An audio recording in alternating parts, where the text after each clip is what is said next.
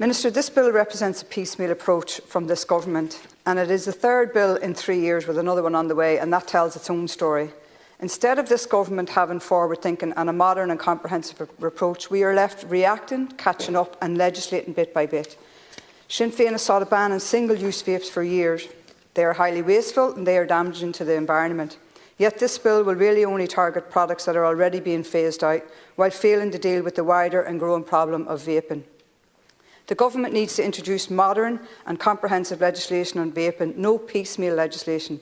It needs to look forward, because new trends and products will continue to come on the market and we cannot be left trying to catch up again. Public policy must be balanced.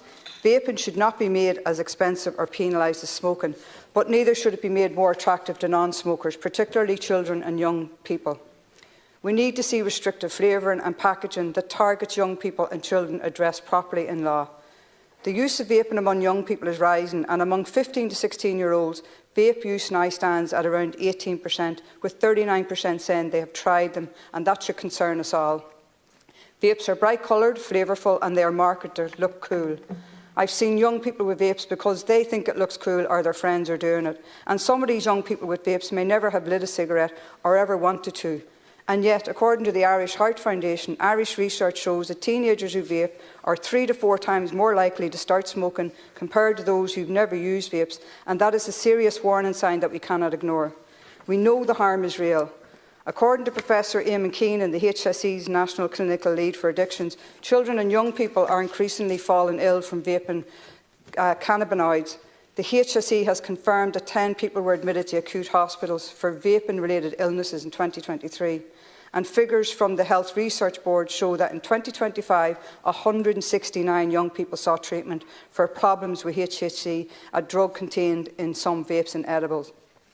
Our environmental impact cannot be ignored. Vapes contain plastic, nicotine salts, heavy metals, lead, mercury and flammable lithium-ion batteries. They pollute waterways, they hurt wildlife and they harm people. In Ireland in 2022, an estimated 12.5 million disposable vapes were sold, and with use on the rise, we must ask, where are they? They're being binned, thrown on the ground, polluting waterways and adding to our growing plastic waste problem. And as someone who works with my local Shannon Tidy Towns, I see this every time there is a litter pick. They're on footpaths, grassways and parks. And even vape shop owners have shared this concern, and many of Clare have reached out to me directly. And according to Clare Parenting, vaping impacts physical and mental health, concentration in school, activities, hobbies, relationships and finance. Sinn Féin believe we can and must do better. We must legislate that we must have legislation that is comprehensive, forward-looking and focuses on protecting young people, public health and our environment.